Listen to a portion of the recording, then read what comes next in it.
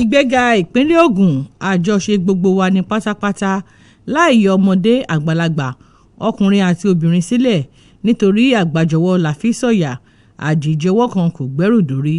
àfi kágbárùkù ti ìṣàkóso ìjọba gómìnà ọmọọba Dàpọ̀ Abíọ́dún láti túbọ̀ gbé ìpínlẹ̀ Ògùn gòkè àgbà lórílẹ̀‐èdè yìí àti lágbàáyé.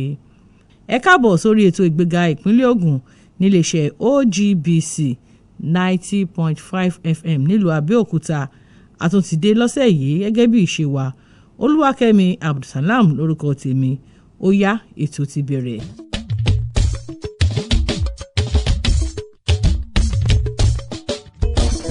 Ìpè lọ sọ́dọ̀ àwọn ilé ìjọsìn ọmọlẹ́yìn Kristi láti tẹ̀síwájú lórí ìtọ́nisọ́nà nípa tara àti ẹ̀mí kí wọ́n sì máa gba àwọn mọ̀lẹ́bí lámọ̀ràn lórí ṣíṣe ojúṣe wọn bó ti tó àti bó ti yẹ láti lè kápá àwọn ìpèníjà àti ìwà àìtọ́ gbogbo láwùjọ. Gómìnà ìpínlẹ̀ Ògùn ọmọọba Dàpọ̀ Abíọ́dún pé ìpè lásìkò tó ń ṣíde ìpele kẹta sínọ́ọ̀dù kẹrìndínlógún ìjọ Anglican ní Nàìjíríà dáṣìṣì Ẹ̀gbá nílùú Abẹ́òkúta. Gómìnà tí olórí àwọn òṣìṣẹ́ ọba ní ìpínlẹ̀ yìí ọ̀gbẹ́ni Kẹ́hìndé Ọ̀nàsànyà ṣojú fún sọ pé àṣìṣe àti ìkùnà tó bá jẹyọ láti pàṣẹ ẹbí máa ń ṣe àkóbá ńlá fún orílẹ̀-èdè àti àwọn ènìyàn inú rẹ̀, pẹ̀lú àlàyé pé àkórí sínọ́ọ̀dù náà tó dá lórí àwọn òbí tó jẹ́ ẹni ìwà bí Ọlọ́run ní ọ̀pákùtẹ̀lẹ̀ láti ṣe ìràpadà àwùjọ kúrò nínú ìdààmú jẹ́ bágbàmú. Ó sì yẹ fún gbogbo mùtúmùwà láti rí i pé àwùjọ wa wuyè. Bákan náà ló mẹ́nuba àwọn ètò ìdẹ̀rùn tí ìjọba ìpínlẹ̀ yìí ti ṣe láti mú ẹbí ró àti láti kápá ìpèníjà ètò ìṣúná nínú ẹbí. Nínú èyí tí a ti rí ètò ìrónilágbára fún àwọn obìnrin nípasẹ̀ ọrọ̀ ajé ní ìpínlẹ̀ yìí, okòwò dàpọ̀ àti àwọn ohun ìdẹ̀rùn mìíràn tí ìjọba ìpínlẹ̀ yìí àti ìjọba àpapọ̀ ṣe àgbéjáde rẹ̀, fífún àwọn akẹ́kọ̀ọ́ ọmọ bíbí ìpínlẹ̀ yìí láwọn ilé ẹ̀kọ́ alákọ̀ọ́bẹ̀rẹ̀ àti girama ní ẹgbẹ̀rún mẹ́wàá náírà àti ẹgbẹ̀rún lọ́nà àádọ́ta fún ọ̀kọ̀ọ̀kan àwọn akẹ́kọ̀ọ́ láti ìpínlẹ̀ yìí tí wọ́n wà láwọn ilé ẹ̀kọ́ gíga jùlọ lórílẹ̀‐èdè wa Nàìjíríà. Nínú ọ̀rọ̀ rẹ̀, olùdarí ilé-ìgbìmọ̀ aṣòfin ìpínlẹ̀ yìí ọ̀nàrẹ́bù Olúdáìsí Ẹlẹ́mìdé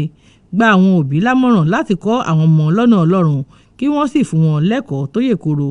àti ìmọ̀ iṣẹ́ ọwọ́ tó péye. Bákan náà ló rọ àwọn ọ̀dọ́ láti gbọ́ràn sí àṣẹ àti ìkọ́ni àwọn òbí àti alágbàtọ́. Nínú ọ̀rọ̀ rẹ̀, Aláké tó tún jẹ́ olórí gbogbo ọba ní ilẹ̀ Ẹ̀gbá, Kábíyèsí Ọba Adédọ̀tun Gbádébọ̀ ṣàlàyé pé àkórí sínọ́ọ̀dù náà jẹ́ èyí tí ó ń pe àwọn òbí ṣàkíyèsí ojúṣe wọn láti kọ́ àwọn ọmọ lẹ́kọ̀ọ́ ọmọlúwàbí. Bíṣọ̀bù dáṣìṣì Ẹ̀gbá tó tún jẹ́ alága sínọ́ọ̀dù náà, ẹni ọ̀wọ̀ tòótọ́ Emmanuel Olúdáìsí Adékúnlé gbóṣùbà fún gómìnà ọmọọba Dàpọ̀ Abíọ́dún lórí bó ṣe jẹ́ aláfojúsùn rere tó sì ní ìkáàánú àwọn ènìyàn, pẹ̀lú àgbékalẹ̀ àwọn ètò ìdẹ̀rùn lóníranran tó ṣe láti mú kí ara dẹ àwọn ará ìlú lásìkò ìpèníjà ètò ọrọ̀ ajé àti àtìlẹ́yìn tó ń ṣe fún ìjọ Ọlọ́run. Igbákejì aláṣẹ nílẹ̀ wa, aṣòfin àgbà Kashim Shettima ṣe àpèjúwe gómìnà ìpínlẹ̀ Ògùn ọmọọba Dàpọ̀ Abíọ́dún gẹ́gẹ́ bí aṣáájú nínú àwọn aláṣeyọrí tó mú àyípadà ọ̀tun bá ìpínlẹ̀ yìí. Igbákejì aláṣẹ ṣe àfihàn èyí lọ́jọ́ Àbámẹ́ta tó kọjá lásìkò tó ń dáhùn ìbéèrè látọ̀dọ̀ àwọn akọ̀ròyìn ní pápákọ̀ òfurufú Gateway International Airport. Ó ṣàlàyé pé gómìnà lo àǹfààní bí ìpínlẹ̀ yìí ṣe súnmọ́ ìpínlẹ̀ Èkó. Ó fi kún pé pápákọ̀ òfurufú náà tó kù díẹ̀ kí iṣẹ́ parí pátápátá lórí rẹ̀ jẹ́ èyí tí ó ní àwọn ohun èlò bágbàmú tó péye. Nínú ọ̀rọ̀ tirẹ̀ níbẹ̀, amòfin àgbà àti alákòóso fún ètò ìdájọ́ lórílẹ̀‐èdè yìí ọ̀gbẹ́ni Lateef Fagbemi ṣe àpèjúwe pápákọ̀ òfurufú ọ̀hún gẹ́gẹ́ bí ọ̀kan lára àwọn tó dára jùlọ lórílẹ̀‐èdè wa Nàìjíríà, bó ti kàn sára sí gómìnà ọmọọba Dàpọ̀ Abíọ́dún fún àfihàn ipò adarí rere, láfikún pé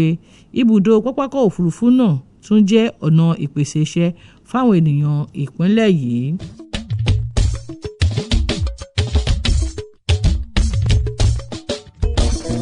Gómìnà ọmọọba Dàpọ̀ Abíọ́dún ti pàṣẹ kíkó àwọn ènìyàn kúrò lágbègbè ibi tí ìṣẹ̀lẹ̀ ìbúgbàmù afẹ́fẹ́ gáàsì gbé wáyé lọ́jọ́ Àbámẹ́ta tó kọjá ní ìta Ọ̀ṣìn lágbègbè ìjọba ìbílẹ̀ Àríwá Abẹ́òkúta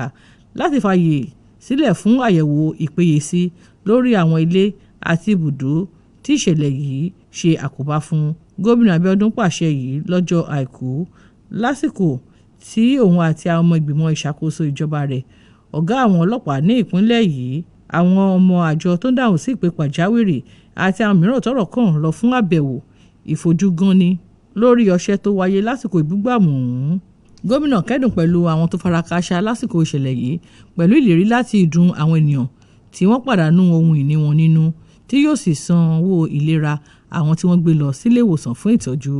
Bẹ́ẹ̀ ló ṣàfihàn àìdùnnú rẹ̀ lórí ìṣẹ̀lẹ̀ yìí pẹ̀lú ìtọ́ka pé wọn yóò ṣiṣẹ́ lórí ìlànà òfin fún gbígbé afẹ́fẹ́ gáàsì káàkiri ní ìpínlẹ̀ yìí. Láfikún pé àṣẹ ti lọ sọ́dọ̀ àwọn iléeṣẹ́ tó ń rí sí ọ̀rọ̀ àyíká àti èyí tí ó wà fún ìgbòkègbodò ọkọ̀ láti rí pé àwọn ọkọ̀ ńláńlá tó ń gbé àwọn èròjà epo pẹtiró káàkiri jẹ́ ìtòpéye láti rìn láwọn ojú ọ̀nà. Bákan náà ni gómìnà Ọmọọba Dàpọ̀ Abíọ́dún rọ àjọ tó ń bójútó ìpèsè sí ohun èlò nílẹ̀ Nàìjíríà SON láti rí pé àwọn àgbá sáwọn ọkọ̀ ńláńlá ń lò fi gbé afẹ́fẹ́ gáàsì jẹ́ ìtòpéye tó sì tẹ̀wọ̀n, tí ìjọba ìpínlẹ̀ yóò sì ṣe àgbékalẹ̀ ìlànà òfin lórí ìpèrèyè sí àwọn ọkọ̀ ńláńlá tó ń ṣiṣẹ́ láwọn ọ̀nà ní ìpínlẹ̀ yìí. Gómìnà sọ èyí lásìkò tó ń gbàlejò alákòóso ní iléeṣẹ́ tó wà fún ọ̀rọ̀ epo pẹtiró àti ohun àlùmọ́ọ́nì afẹ́fẹ́ gáàsì Ọ̀nàrẹ́bù Ẹ̀pẹ́rìpẹ̀ Ẹ̀pọ̀ àti ikọ̀ rẹ̀ lọ́jọ́rú lókè mọ̀sán Abẹ́òkúta lẹ́yìn àbẹ̀wò síbi ìṣẹ̀lẹ̀ ìbúgbàmù afẹ́fẹ́ gáàsì lọ́jọ́ Àbámẹ́ta tó kọjá. Ó ṣàlàyé pé ìjọba ti iléeṣẹ́ tí a jí ọ̀rọ̀ yìí símọ́ lórí láti ṣe ìwádìí okùnfà ìṣẹ̀lẹ̀ ọ̀hún kírúfẹ́ rẹ̀ má bàa tún wáyé mọ́. Bẹ́ẹ̀ ló dúpẹ́ lọ́wọ́ aláṣẹ Bọ́lá Tinubu fún kíkẹ́dùn pẹ̀lú ìjọba àti àwọn ènìyàn ìpínlẹ̀ yìí lórí ìṣẹ̀lẹ̀ náà, tí yóò sì ṣiṣẹ́ pẹ̀lú ìjọba àpapọ̀ láti dẹ́rọ̀ irúfẹ́ ìṣẹ̀lẹ̀ bẹ́ẹ̀ kó má bàa tún wáyé lọ́jọ́ iwájú. Bẹ́ẹ̀ ni yóò nawọ́ ìrànwọ́ sáwọn tó fara kááṣá. Ṣáájú nínú ọ̀rọ̀ rẹ̀, Ọ̀nàrẹ́bù Ẹ̀pọ̀ sọ pé àbẹ̀wò rẹ̀ sí ìpínlẹ̀ yìí ni láti kẹ́dùn pẹ̀lú àwọn mọ̀lẹ́bí tọ́rọ̀ kàn àti àwọn tí wọ́n pàdánù ohun ìní wọn pẹ̀lú okòwò wọn. Ìṣẹ̀lẹ̀ ìjàmbá iná ọ̀hún ló wáyé lọ́jọ́ Àbámẹ́ta tó kọjá ní nǹkan bíi aago 5 ìrọ̀lẹ́ ní Ìta-Òṣìn, Abẹ́òkúta, lásìkò tí ọkọ̀ ńlá tí wọ́n kọ Gasco Marine tó gbé afẹ́fẹ́ gáàsì forí sọ pèpele ìdáàbò ọ̀nà tó sì gbaná. Ìjọba ìpínlẹ̀ Ògùn ti iléeṣẹ́ Gasco Marine Limited tó jẹ́ iléeṣẹ́ tí ọkọ̀ rẹ̀ ṣokùnfà ìṣẹ̀lẹ̀ ìjàmbá ìbúgbàmù iná tó wáyé ní Ìta-Òṣìn, Abẹ́òkúta lọ́jọ́ Àbámẹ́ta tó kọjá pa. Lásìkò tó ń dáhùn ìbéèrè látọ̀dọ̀ àwọn akọ̀ròyìn lẹ́yìn tí iléeṣẹ́ ọ̀hún pa ní oníjọ̀gànjọ̀gàn nílùú Abẹ́òkúta, olùrànlọ́wọ́ pàtàkì àgbà fún gómìnà lórí ọ̀rọ̀ àyíká tó tún jẹ́ alága ìgbìmọ̀ amúṣẹ́ṣe lórí ọ̀rọ̀ àyíká Ọ̀nàrẹ́bù Farouk Akíntúndé tọ́ka pé ìṣẹ̀lẹ̀ ìjàmbá náà wáyé látàrí àìkọbẹ̀ra sí nǹkan àti ìwà àìnáání iléeṣẹ́ ọ̀hún. Gẹ́gẹ́ bó ṣe sọ pé ìwádìí fi hàn látàrí bí iléeṣẹ́ náà kò ṣe ṣe àwọn ohun tó yẹ láti mọ̀ bóyá ọkọ̀ náà péye láti rìn lójú ọ̀nà. Láfikún pé wọn yóò ṣí iléeṣẹ́ náà padà kété tí wọ́n bá ti ṣe àwọn ohun tó yẹ gbogbo.